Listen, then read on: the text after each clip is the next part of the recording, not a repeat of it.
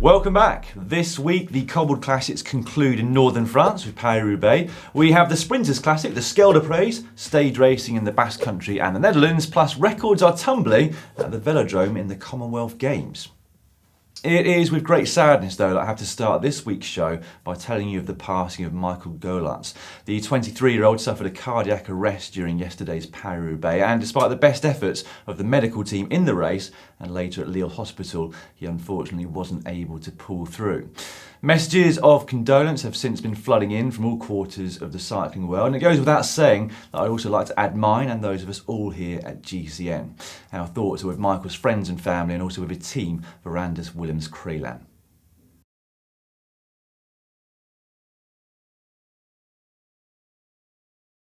It took around 60 kilometres for the early break to form at Paris Roubaix on Sunday, 6 men going up the road and reaching a maximum gap of around 9 minutes to the main peloton.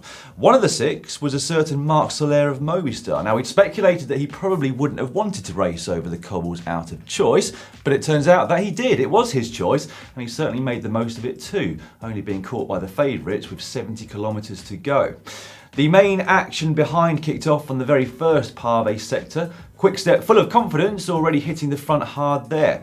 A crash behind, though, split the bunch, which left last year's winner Greg van Avermaet trailing, along with Oliver Naesen, the Belgian champion. And although it did eventually come back together, the attrition of the race had already started. By the time we got to the Arenberg Forest, with 95 kilometres remaining, the group was already much reduced. And it was toward the end of that sector where we saw Philippe Gilbert head up the row with Mike Teunissen. Now, that must have sent alarm bells ringing amongst Quickstep's main rivals, with Trek riding to shut things down, only then to see Zdenek Stybar immediately go on the counter-attack. This time, though, the moves for Quickstep proved to be a little premature, and the decisive moment came with 53k still to go. Peter Sagan seemed to catch everyone unawares, and with a good deal of hesitation from the rest of the group behind, he soon took a lot of time out of his rivals. And it wasn't long before he caught the remnants of the early breakaway. Behind, despite the best efforts of Terpstra, Van Mark, Van Avermaet and a surprise performance from Taylor Phinney, they weren't really able to make any inroads into Sagan's lead. The world champion continued to press on with his companion Sylvain Dillier, who somehow was able not only to keep up with Sagan, but also give him equal turns pretty much on the run into Roubaix, despite having been up the road for close to 200 kilometres by the end of the race.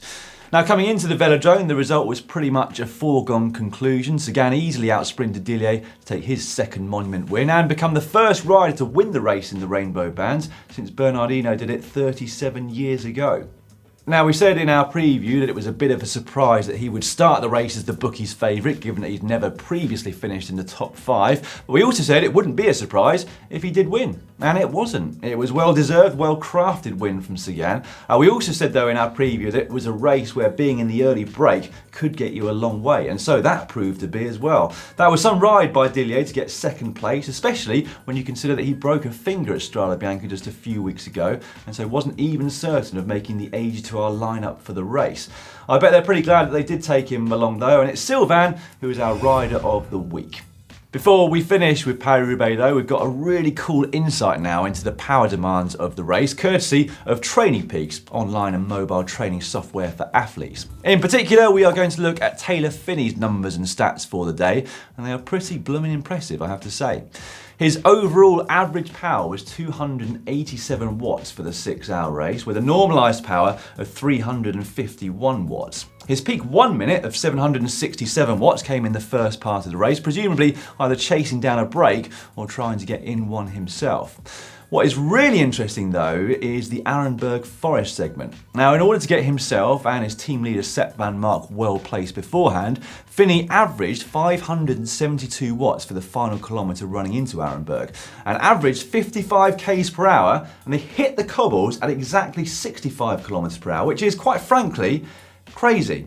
And then on the sector itself, which took just under 4 minutes, he averaged 339 watts. And whilst that's still pretty good going, it does highlight, to me at least, that the fight to get into these sectors can often be harder than the sectors themselves. Later in the race, though, on the next 5-star sector, which is Mons-en-Pévèle, Phinney averaged 419 watts for just under 5 minutes. We also got a slightly different insight from Team Dimension data of just how brutal this race is, and it's not just brutal on your legs. This is the particularly sore-looking hand of J. Robert Thompson just after the race. Ouch. Now, just before we finish with this race, a quick message of congratulations to Tanguy Turgis, who at just 19 became the youngest finisher of Paris-Roubaix for over half a century, coming in with his older brother in 42nd place.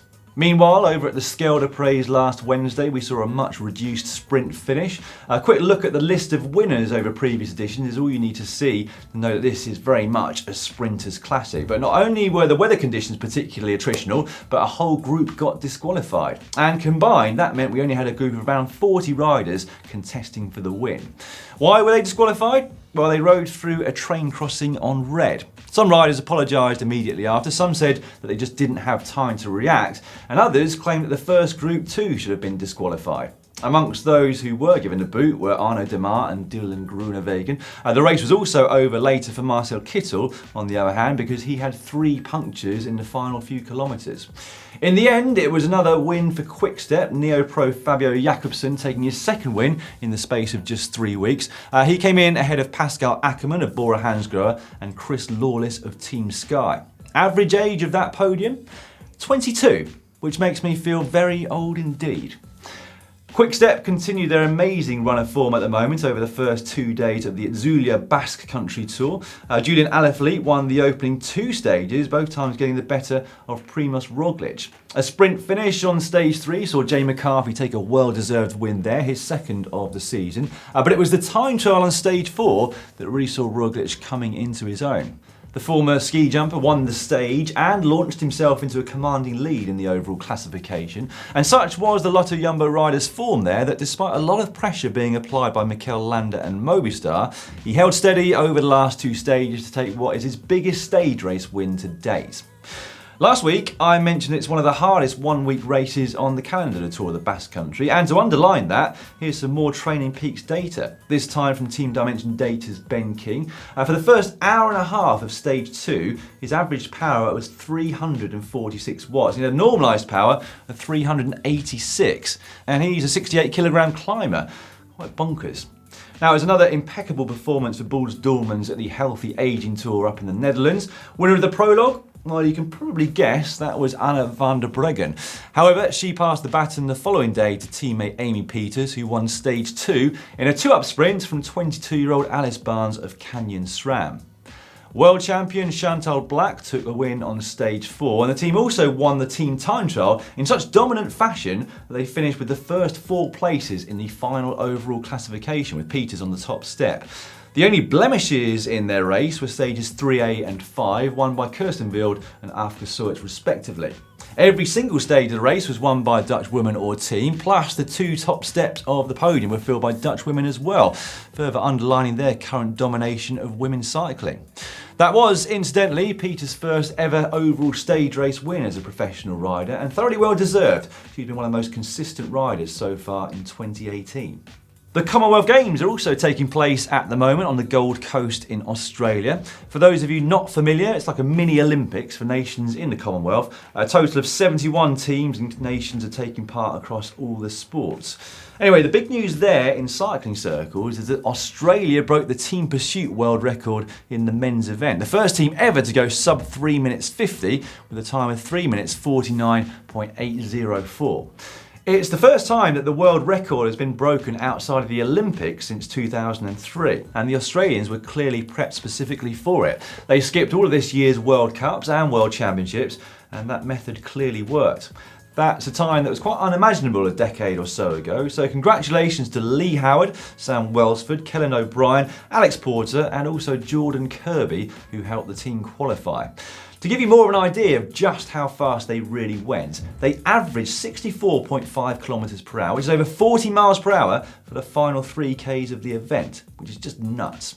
Charlie Tanfield was just 1 second off the individual pursuit world record in qualifying, en route to his gold medal in that event, whilst Michael Glazer set a new sea level record for the 1 kilometre sprint, 59.340 seconds. But the most impressive overall performance had to be Stephanie Morton. She won 3 gold medals in total in the sprint, the team sprint and the K-run.